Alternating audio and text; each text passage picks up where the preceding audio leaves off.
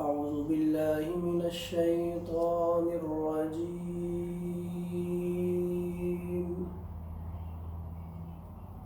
بسم الله الرحمن الرحيم.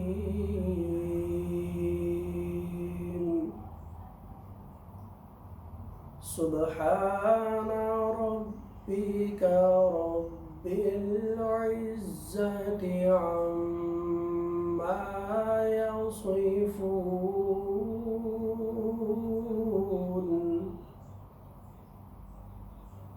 وسلام على المرسلين والحمد لله رب العالمين.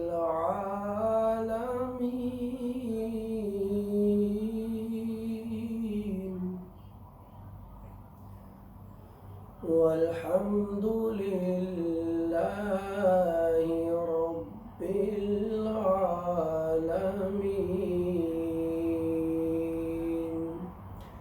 صدق الله العظيم.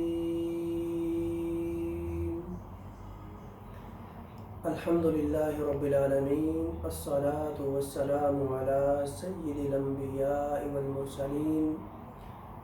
أما بعد فأعوذ بالله من الشيطان الرجيم. بسم الله الرحمن الرحيم.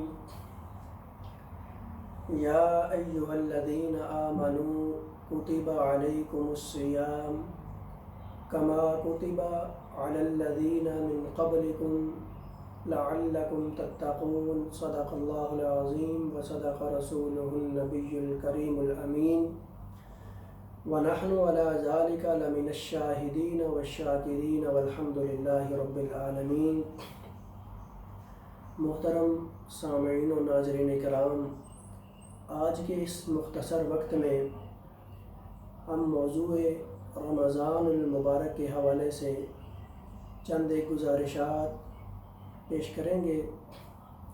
اللہ رب العزت نے قرآن مجید فرقان حمید برہان رشید میں دوسرا پارہ میں ارشاد فرمایا، یا ایھا الذین آمنوا، اے ایمان والو، کتب علیکم الصیام، تم پر روزے فرض کیے گئے ہیں، کما جیسا کہ کتب فرض کیے گئے تھے، علی الذین وہ لوگ، من قبلکم جو تم سے پہلے تھے.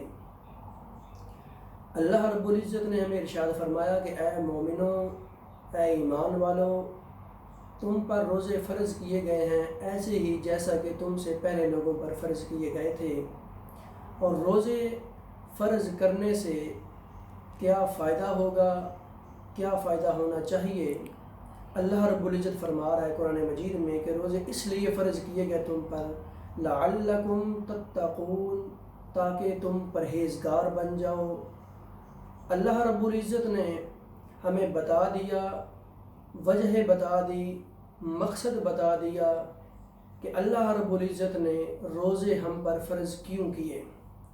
حضور نبی کریم صلی اللہ تعالی علیہ وسلم نے ارشاد فرمایا کہ ایسا انسان جو صبح سحری کھائے اور سارا دن بھوک برداشت کرے، صبح سحری کھائے اور سارا دن کی پیاس برداشت کرے، بھوک برداشت کرنے کے باوجود، پیاس برداشت کرنے کے باوجود اگر وہ انسان اپنے روزمرہ برے اعمال، بری عادات سے چھٹکارا نہیں پا سکا تو اللہ رب العزت کی بارگاہ میں ایسے انسان کے لیے کوئی جگہ نہیں ہے.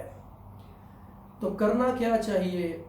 اللہ رب العزت کے بتائے ہوئے حکم کے مطابق کہ رمضان اس لیے دیا گیا، روزے اس لیے فرض کیے گئے، لعلکم تتقون، تاکہ تم پرہیزگار بن سکو. تو کیا کرنا چاہیے؟ روزہ رکھ کر سحری کھانے کے بعد ہمیں کرنا یہ چاہیے کہ اللہ رب العزت کی بارگاہ میں ہمیں 5 وقت کی نماز با جماعت ادا کرنی چاہیے. پورا دن باوضو ہمیں رہنا چاہیے، پورا دن ہمیں اللہ رب العزت کی دی ہوئی پیاری کتاب قرآن مجید، جس کے لیے اللہ رب العزت نے فرمایا ذالک الکتاب لا ریب فیہ، کہ اے لوگو یہ کتاب ہے اور ایسی کتاب ہے لا ریب فیہ کہ اس میں کوئی شک و شبہ نہیں ہے۔ اور یہ تمہیں کیوں دی گئی؟ ہدن، تاکہ تم اس سے ہدایت حاصل کرو، اور ہدایت حاصل کر لو گے تو پھر تمہیں کیا حاصل ہوگا؟ فرمایا للمتقین، تم پرہیزگار بن جاؤ گے۔ تو ایک طرف اللہ رب العزت نے ہمیں بتایا کہ روزے تم پر اس لیے فرض کیے گئے تاکہ تم پرہیزگار بن سکو۔ تو پرہیزگار بننا کیسے ہے وہ بھی اللہ رب العزت نے اسی کتاب میں ہمیں ارشاد فرمایا کہ ذالک الکتاب، یہ کتاب ہے۔ اور کتاب کس لیے کہا گیا؟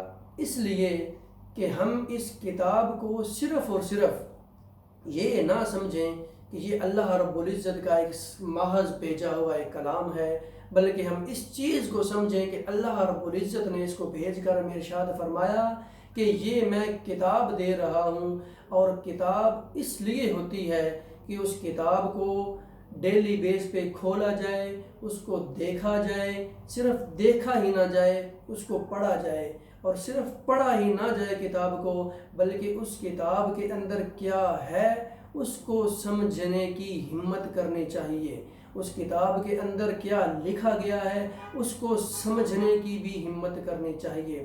اللہ رب العزت نے ہمیں بس یہ بتا دیا کہ یہ کتاب ہے تمہارے لیے، اس کتاب کو تم اگر سمجھو گے، اگر اس کتاب کو تم جانو گے تو پھر تمہیں مل جائے گی ہدایت، جو ہم اللہ رب العزت سے ہر نماز میں مانگتے ہیں اہدنا الصراط المستقیم، کہ اے اللہ ہمیں ہدایت دے، ہمیں صراط مستقیم دے۔ تو اللہ رب العزت فرما رہا ہے کہ اس کتاب میں تمہارے لیے ہدایت ہے، اور جب ہم ہدایت لے لیں گے تو ہم بن جائیں گے متقین، پرہیزگار بن جائیں گے، اور جب ہم پرہیزگار بن جائیں گے تو پھر ہمیں اللہ رب العزت کی طرف سے کیا انعام ملے گا؟ اللہ رب العزت کی طرف سے ہمیں سب سے بڑا انعام یہ ملے گا، اللہ رب العزت کی ہم پر رحمت ہو جائے گی، اور جب اللہ رب العزت کی ہم پر رحمت ہو جائے گی تو اس وجہ سے اللہ رب العزت ہم پہ ہماری مغفرت جو ہے، مغفرت کامل جو ہے وہ ہم پر اللہ رب العزت واجب کر دیں گے، اور جب ہماری مغفرت ہو جائے گی تو اللہ رب العزت کی طرف سے ہمیں انعام ملے گا۔ اس دنیا فانی کو چھوڑ کر جانے کے بعد اللہ رب العزت ہمیں جنت الفردوس میں اعلیٰ مقام عطا فرمائے گا۔